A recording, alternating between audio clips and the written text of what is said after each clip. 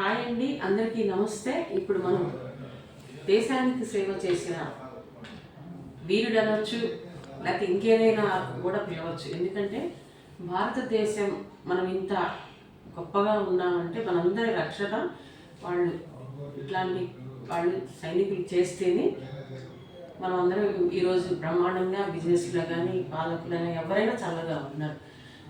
మీ బిడ్డల్ని ఎంతమంది దేశానికి సేవ చేయడానికి పంపిస్తారో తెలియదు, కానీ నాకు వారి అమ్మగారు నిజంగా చాలా అదృష్టవంతులు.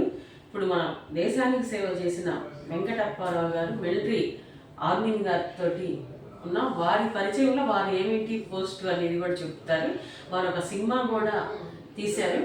సినిమా పేరేంటి సార్? నేను తీయలేదు, మా అబ్బాయి తీశాడు. బాబు తీసాడా? మీరు మీ వెంకటప్పారావు గారు మీకు ఏమేమి వచ్చినాయి అవార్డులు అవన్నీ కూడా ప్రేక్షకులకు ఒకసారి మీరు ఎక్కడెక్కడ చేశారు అనేది మాట్లాడండి. అవార్డ్స్ రివార్డ్స్ ఇవన్నీ ముఖ్యం కాదండి. ఎందుకంటే పెద్ద రివార్డు, గొప్ప రివార్డు, భారత మాతకు సేవ చేయటం అనేది గొప్ప రివార్డుగా భావిస్తాను. సరే, అవార్డ్స్ రివార్డ్స్ ఏవి వచ్చినాయి అనేది అవన్నీ పెద్ద ఇంపార్టెంట్గా నేను భావించను. వచ్చినాయి, సో అవి వచ్చినాయి ఇవి వచ్చినాయి అని చెప్పుకోవడం కంటే కూడా ఈ భారత మాతకు చేసిన సేవ ముందు ఈ అవార్డ్స్ రివార్డ్స్ అన్ని పెద్ద లెక్క కాదు. సార్, మిమ్మల్ని ఎవరు సేవ చేయడానికి పంపించారమ్మా నాన్న? మీకే వచ్చిందా ఆలోచన వెళ్ళడానికి సేవ చేయాలి? నిజాయితీగా చెప్పాలి అంటే ఆ చిన్న వయసులో దేశభక్తి లేకపోతే దేశం అంటే ఏమిటి అనేది అంత తెలియదు. జస్ట్ మనం అప్పుడు టీవీలు లేకపోతే ఇవన్నీ ఏమి లేవు. ఎవరు పిక్చర్స్లో ఎక్కడైనా మన ఆర్టిస్ట్ ఎవరైనా చేసినప్పుడు చూసి ఓహో ఆర్మీ ఇలా ఉంటుందా, అలాగే మన గ్రామాలకు సంబంధించిన వ్యక్తులు ఆర్మీకి వెళ్ళి వచ్చిన వాళ్ళని చూడటం, వాళ్ళని చూసిన తర్వాత మనం కూడా వెళితే బాగుంటుందేమో అనిపించడం తప్ప వాస్తవానికి అప్పుడు దేశభక్తి లేకపోతే దేశము ఇవన్నీ అంత చిన్న వయసులో తెలియదు. కానీ కొందరు వ్యక్తులు చూసిన తర్వాత ఇన్స్పైర్ అయ్యి వెళ్ళడం జరిగింది. అది అప్పుడు ఆర్మీకి వెళ్ళడం అంటే ఏ తల్లిదండ్రులు అంగీకరించారు. వాస్తవంగా వెళ్ళిన తర్వాత ట్రైనింగ్ అయిపోయింది. హైదరాబాద్ గోల్కొండ ఆర్టిలరీ సెంటర్లో ట్రైనింగ్ అయిన తర్వాత పంజాబ్ వెళ్ళిపోయింది పోస్టింగ్. వెళ్ళిన తర్వాత 1971లో పాకిస్తాన్తో చాలా పెద్ద యుద్ధం జరిగింది. యుద్ధం చేశాము, యుద్ధంలో పాకిస్తాన్ వెళ్ళాము, పాకిస్తాన్ ఓడించి వచ్చిన యుద్ధ వీరుల్లో నేను కూడా ఒకడని గర్వంగా చెప్పుకోవచ్చు. కానీ యుద్ధం అనేది మంచిదా? నా దృష్టిలో యుద్ధం అనేది జరగకూడదు. ఎందుకంటే యుద్ధం జరగడం వల్ల దేశానికి నష్టమే, ప్రజలకు నష్టమే, అవతల దేశమైనా మన దేశమైనా నష్టపోతుంది. సో యుద్ధం ఇప్పుడు కూడా మీకు తెలుసు, ఉక్రెయిన్ రష్యాకి జరుగుతుంది, తర్వాత ఇరాన్కి, నెక్స్ట్ అమెరికా, తర్వాత ఇజ్రాయెల్కి జరుగుతుంది. ఇటీవల ఎంతో నష్టపోతున్నాం. మనం కూడా ఆ ఎఫెక్ట్ మన మీద కూడా పడుతుంది. అంటే యుద్ధ వీరులు కావచ్చు, యుద్ధంలో జయించి ఉండొచ్చు, కొంచెం స్మైల్స్ పర్వాలేదు, కొంచెం యుద్ధం కావచ్చు, ఏదైనా కావచ్చు, యుద్ధ వీరులు కావచ్చు. బట్ నేను ఎందుకు చెప్తున్నా అంటే కొంచెం బాధాకరంగా ఉంటుంది. బాధాకరమైన విషయాలు మనం నవ్వుతూ చెప్పలేము. బికాస్ యుద్ధంలో అనేక మంది చనిపోతూ ఉంటారు.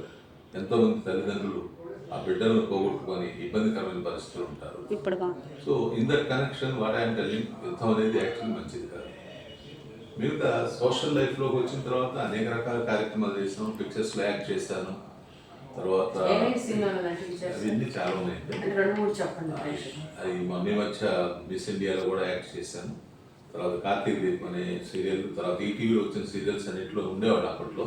ఈ మధ్యకాలం ఏజ్ ఎఫెక్ట్ అనుకోండి, టైం కుదరక నేను ఎక్కువ యాక్టింగ్ అయితే చేయడం లేదు. సో ఇప్పుడు కూడా మరి భారతదేశానికి సేవ చేసి వచ్చిన శుభ సందర్భం అనుకోండి, ఇంకోటి అనుకోండి, ఈరోజు 75 years ఏజ్లో కూడా నా దేశం అంటే నేను ప్రేమిస్తాను. రేపు కార్గిల్ డే ఉంది. దేశం అంటే ప్రేమిస్తాను మీన్స్ ప్రేమించాలి. ప్రతి వ్యక్తి యొక్క బాధ్యత.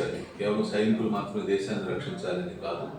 దేశ రక్షణ అంటే ఇక్కడ జరుగుతున్న కొన్ని రుగ్మతలు ఏవైతే ఉన్నాయో వాటిని అరికట్టవలసిన బాధ్యత ప్రతి పౌరుడికి ఉంది. ఇక్కడ గంజాయి లేకపోతే నల్లమందు లేకపోతే దొంగ సారాయి, దొంగ బిజినెస్, తర్వాత అనేక రకాల దొంగతనాలు ఇవన్నీ సొసైటీలో చూస్తున్నాం. మనకెందుకు నేను వదిలిపెట్టకూడదు. అది పోలీసుల బాధ్యత, లేకపోతే ఎవరితో చెప్పి అనుకోకూడదు. మనం కూడా బాధ్యత వహించి వాటి మీద యాక్షన్ తీసుకోవాల్సిన అవసరం ఉంది. అది నేను భావిస్తాను. అట్లాంటి నా దృష్టికి వచ్చినప్పుడు తప్పకుండా స్పందిస్తాను. తగిన విధంగా దాని మీద యాక్షన్ తీసుకోవడానికి కూడా ప్రయత్నిస్తాను.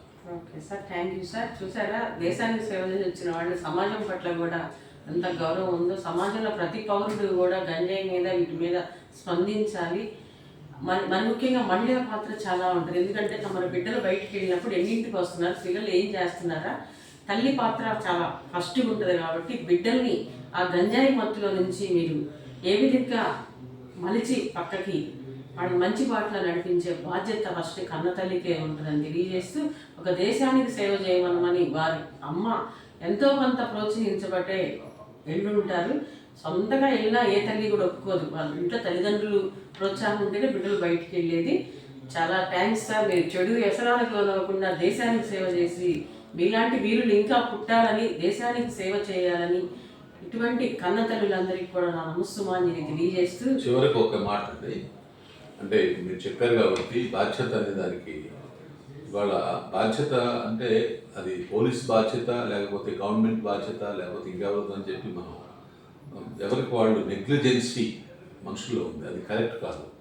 ఒక బాధ్యత తీసుకొని ప్రభుత్వం మనల్ని పరిపాలిస్తున్నప్పుడు వాళ్ళు తీసుకునే చర్యలు అన్నీ ఉన్నాయి. వాళ్ళు ప్రతి దాన్ని వచ్చి గవర్నమెంట్కు చెందిన వ్యక్తులు చూస్తారు అనుకోవద్దు. ప్రభుత్వం చేసే పని ప్రభుత్వం చేస్తుంది. ఇప్పుడు మా మేడం గారు చెప్పినట్టుగా ప్రభుత్వం చేసినా ఏం చేసినా ప్రతి వ్యక్తి, సొసైటీలో ఉన్న ప్రతి వ్యక్తి బాధ్యతగా ప్రవర్తించాలి. దురదృష్టవశాత్తు మన పక్కింట్లో ఏం జరుగుతుందో కూడా మనం తెలుసుకోం. ఉంటున్నాం, తింటున్నాం, లేస్తున్నాం, పడుకుంటున్నాం, వెళ్ళిపోతున్నాం కాదు. Everybody can feel it is my country, it is my duty, దీన్ని నేను బాధ్యతగా ప్రవర్తించాలి అని ప్రతి పౌరుడు